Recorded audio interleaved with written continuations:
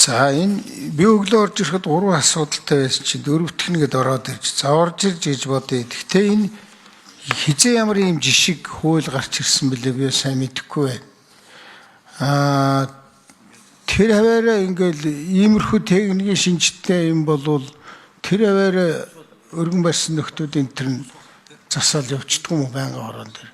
Энэ яхаараа ингээ манай байнгын хорон дээр нэг энэ хуулийн хүчинтэй байх хугацааг бид нар лавлгаа гаргаж өгнө гэж одоо юу гэсэн үг юм би жоо ойлгосонгүй.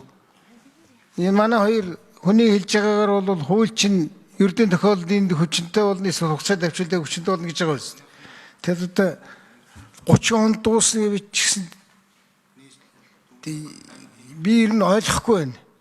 Нэгдүгээр та нар энэ бас нэг юм хэлье манай хууль зүйн юм битий ингэ цагийн тулгаж тарааж ил өглөө орж ирээд эрдсэнд ороход байхгүй байсан аа. Тэгээд шууд 4-р асуудал болгоод тавьчих юм. Жаахан замбраатай юм хийвэл яасан. Энэ их хурл чинь ингээ хэдүүлээ нэг юм ойлгоод энэ хэдэн цаасыг чинь ядч нэг уншдах юм уу мэдэхгүй бол хүн амьтны цаас үчихэд орж ирмээр шүү дээ. Нэг ийм гингийн сюрприз бариад байх. Та хоёр тэгээд бас ямар юм зөвлөд байгаа чи ерөөсөө ойлгосонгүй. Энэ 30 оны энд бас ямар хамаатай. Би энэ байнгын орооны нөгөө даргийнхын бичгийг уншаад ерөөсөө ойлгохгүй. Энэ одоо ямар юм болоод байгаа юм бэ? Хууль чи ердийн журмаар хүчин төгөлдөр болно эсвэл одоо төдөн сарын 4-өөс эхлээд хүчин төгөлдөр болно гэж болоо үстэй. Ойлгодгүй дарга одоо хинээс асуух бас мэдэхгүй. Та нар маань нэг тайлбарлаад хаш хэдүүл ийм хэрэгтэй хэрэггүй ажил хиймээргүй шүү дээ. Болмоор байна. За 3 дугаар микрофон дондогмоо даргая микрофоныг өгье. За байнгын орооны гишүүдийн өдрийн амгалан айлтгая. Алтан үе гишүүний асуултанд хариулъя. Манай чуулганы уралдааны дэгийн тухай хуулийн 42 дугаар зүйлд байнгын орооны хуралдаанаар хуулийн төслийн эцсийн хилцүүлгийг явуулах асуудлыг зохицуулсан байгаа. Дэгийг зохицуулсан.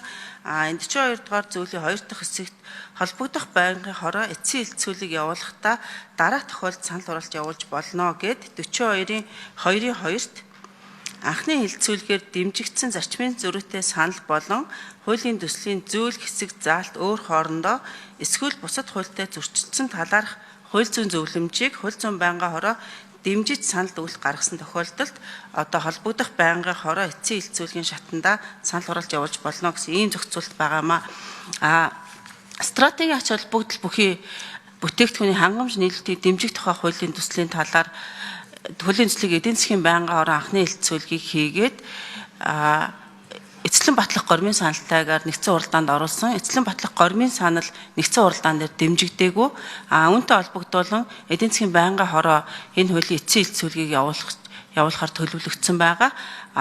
Энэ хууль дээр ямар асуудал гарсан бэ гэвэл засгийн газраас хуулийн төслийг өргөн мэдүүлэхдээ хууль хүчин төгөлдөр болох хугацааг тусгаагүй үйлчилж дуусах хугацааг тусгасан байгаа. Өөрөөр хэлбэл 2030 оны 12 дугаар сарын 31-ний өдрийг дуустал хугацаанд үйлчлэнэ гэж тусгасан ирнэ. Хизээнээс эхэллэх хугацааг тусгаагүй.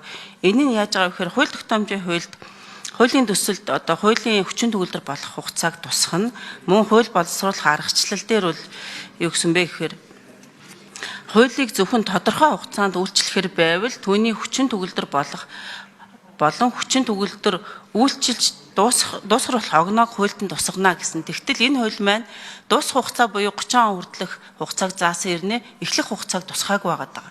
Энтэй холбогдуулан одоо хуулийн нийцлийг хангах зорилгоор тамгын газраас зөвлөмж гаргасан.